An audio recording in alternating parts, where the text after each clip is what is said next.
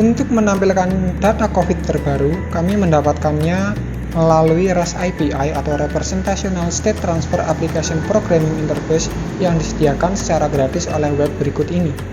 Untuk itu, pada kode program, kami melakukan string request untuk mendapatkan data yang ada.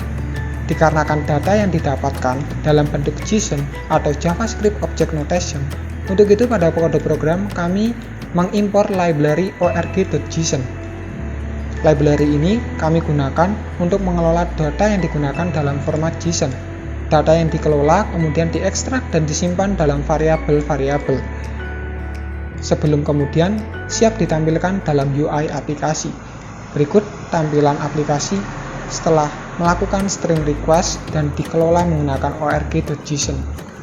Masuk kepada penjelasan kode program, berikut merupakan tampilan layout utama aplikasi yang kami buat. Di dalamnya terdapat dua elemen, yaitu bottom navigation dan juga frame layout. Frame layout ini berfungsi sebagai kontainer yang nantinya dapat diisi atau digantikan atau di-replace dengan fragmen-fragmen yang ada. Masuk kepada main activity di Java, ketika pertama kali aplikasi diluncurkan, maka aplikasi akan memanggil fragment home dan ditempatkan pada kontainer atau frame layout yang ada pada activity main.xml. Berikut merupakan tampilan fragment home.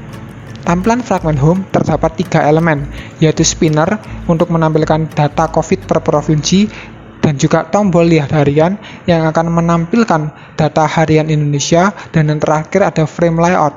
Frame layout ini diisi oleh fragmen total. Berikut tampilan fragmen total yang berisi tampilan data COVID Indonesia dan juga data COVID seluruh dunia, sehingga ketika tampilan ini digabungkan maka akan menghasilkan tampilan seperti. Selanjutnya kita akan menjelaskan mengenai spinner, di mana kode programnya sendiri mulanya kita buat layout elemen spinner. Kemudian pada file Java kita menginstansi spinner atau menginisiasi spinner yang sudah kita buat di layout. Kemudian kita akan membuat adapter spinner. Adapter spinner ini digunakan untuk menghubungkan spinner dan juga data yang sudah kita ambil. Di mana pembuatan adapter kita satu parameter yaitu parsing data yang akan ditampilkan dalam spinner. Jadi ketika kita data provinsi di Indonesia yang memiliki kasus COVID-19, nah untuk itu kami menambahkan satu parameter yaitu fetch data Indonesia provinsi, di mana fungsinya sendiri itu untuk mengambil data dari REST IP yang kita sudah cari, data yang ada kemudian kita simpan di dalam variabel bernama provinsi. Setelah mendapatkan data tersebut akan di-return dan juga akan dimasukkan ke dalam fetch data atau parameter yang tadi kita sudah buat. Kemudian kita melakukan hubungan adapter spinner, di mana ada spinner yang sudah kita buat tadi dan adapter yang sudah kita buat tadi akan tampilannya seperti demikian.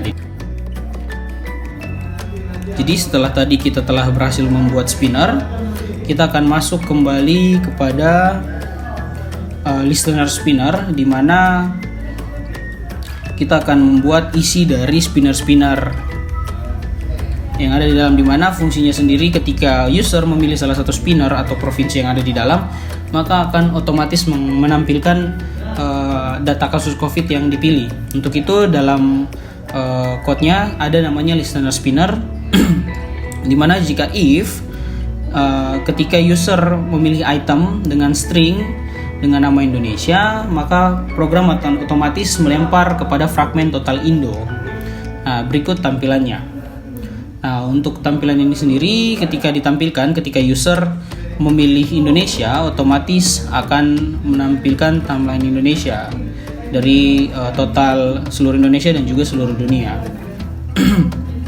Dan ketika else, jika user tidak memilih Indonesia atau selain Indonesia, maka program akan memanggil fragmen provinsi, di mana fragmen provinsi terdapat satu metode fetch data Indonesia provinsi. Fungsinya sendiri adalah untuk mengambil data dari REST IP yang sudah kita ambil. Jadi seluruh data Indonesia yang terkena kasus COVID-19. Dan untuk filter datanya kita buat name provinsi. Ada parameter di dalam. Sehingga ketika kita kembali ke fragmen, kita buat pas data, di mana ada dalam itemnya ada bundle. Kemudian bundle tersebut dimasukkan dalam fragmen provinsi, di mana sudah memiliki argumen akan dimasukkan kembali ke dalam fungsi child fragment manager, di mana dia akan mereplace seperti code program yang teman-teman lihat. Sehingga ketika ditampilkan contoh Banten, maka yang akan muncul adalah provinsi Banten. Begitupun dengan Berikutnya kita masuk pada penjelasan kode program lihat harian. Program akan menampilkan data harian COVID Indonesia dari harian yang terbaru dan terlama dalam bentuk recycle view. Pada kode ini terdapat satu listener, di mana ketika user klik tombol lihat harian, maka program akan memanggil fragmen harian Indo. Di dalam layout ini terdapat satu fragmen recycle view. Fragmen recycle view ini dikendalikan oleh fragmen harian Indo, di mana pada kelas ini terdapat satu metode yang berfungsi mengambil data harian COVID Indonesia. Data yang diambil kemudian disimpan dalam variabel yang bernama harian.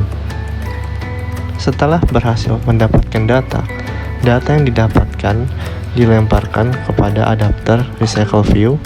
Di dalam adapter recycle view terdapat satu metode, yaitu set Indo data holder model, seperti yang dilemparkan, di mana fungsi dari kelas ini adalah untuk menerima data yang dilemparkan oleh fragmen harian Indo dan kemudian ditampilkan di metode onBinFileViewHolder. Data yang ditampilkan oleh recycle view adalah sebagai berikut. Layout ini dikendalikan oleh adapter yang dimana di dalamnya terdapat child class atau inner class, yang fungsi dari kelas ini adalah untuk menginisialisasi elemen. Ada 4 elemen pada layout ini, yaitu txt tanggal, txt positif harian, txt sembuh harian, dan teks meninggal harian. Setelah itu, kita set atribut pada masing-masing elemen di dalam metode onBindViewHolder. Fungsinya adalah men-set teks-teks yang ada di recycle view harian sebanyak data yang diterima, sehingga akan menampilkan tampilan seperti ini.